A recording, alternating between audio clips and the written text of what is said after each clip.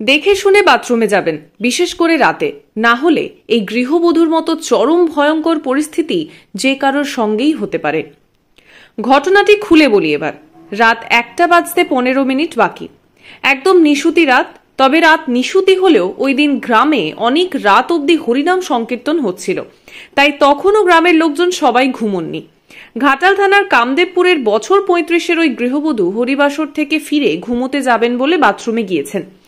Bathroom থেকে বেরোতে যাবেন, ঠিক তখনই দেখেন বাথরুমের গেট আগলে শুয়ে আছে 8 ফুটের প্রকাণ্ড এক গোখরো। ওই মৃত্যুদূত বাথরুমে থাকা অবস্থাতেই বাথরুম সেরেছেন ওই গৃহবধূ।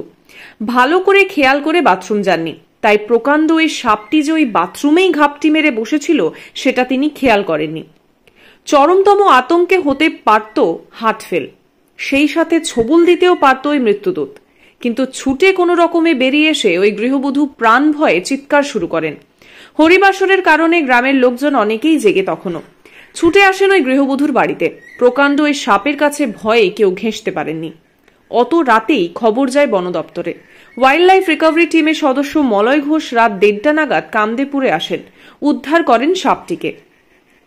মলয়বাবু বলেন, এই সময় কেউটে গোখরো সাপের প্রজননের সময়। ঠান্ডা জায়গায় নিরিবিলিতে প্রজননের কারণেই সাপগুলি চলে আসছে বাড়িতে।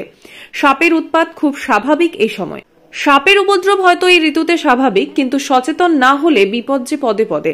জোরালো আলো ছাড়া অন্ধকারে এই গরমে কোথাও যাবেন না, বিছানা ঝেড়ে শোবেন।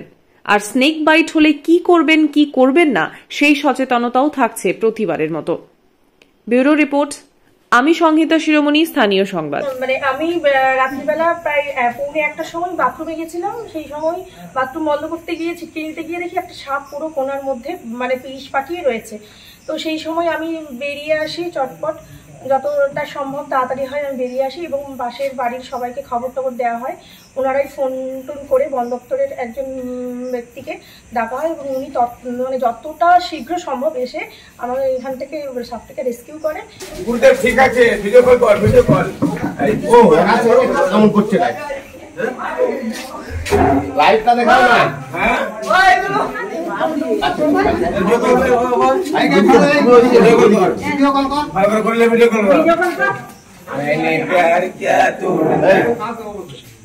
दादा दादा दादा अकेले सुना को दादा ना लिया रे এটা কি শোনা গো আপকো বলো সামনে কখনো গোবর হয় নাকি গোবর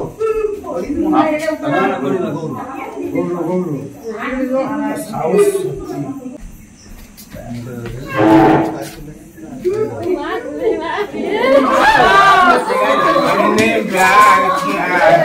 अरे তোমরা চুপ করো, এই চুপ করো, চুপ করো, এত ইয়ে করছো।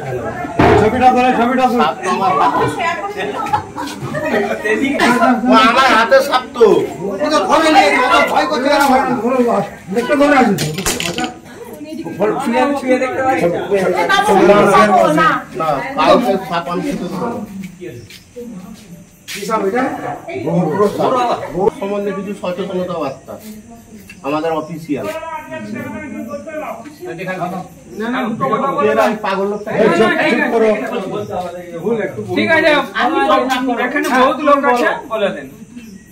এটি হচ্ছে গোখরো সাপ। গরুর খুরের ছবি একটা দেখুন ইউআকৃতি আঁকা আছে উল্টো দিকে, ওই জন্য বলা হয় একে গোখুরে মানে গোখরো।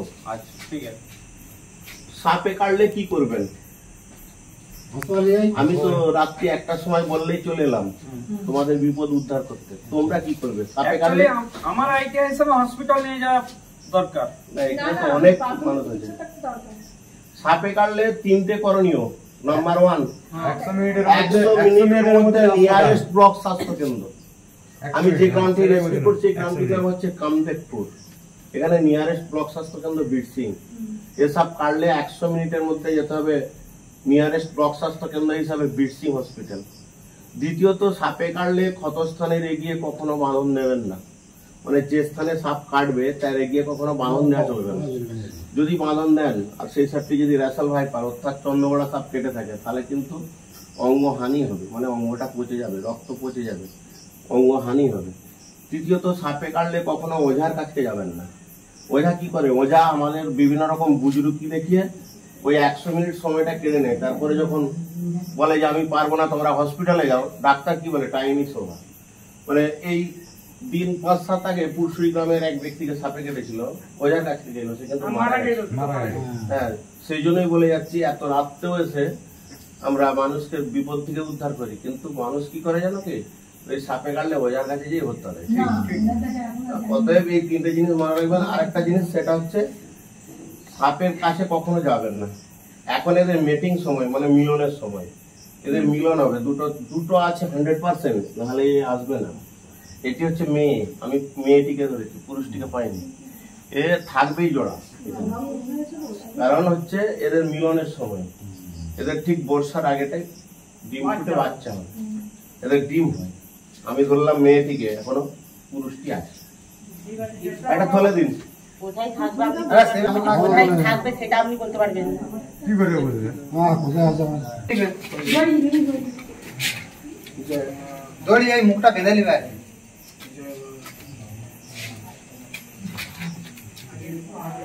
ওই তো যদুপুরে তো যে দুটো ধরে নিয়ে এসছে, আমাদের শালি বিজনেস থেকে একটা ধরে, একটা রাত 12টার সময় আর একটা দিনের বেলা। আমাদের সন্ধ্যাবেলা এরকম হ্যাঁ, বালিশের নিচে। বালিশের নিচে।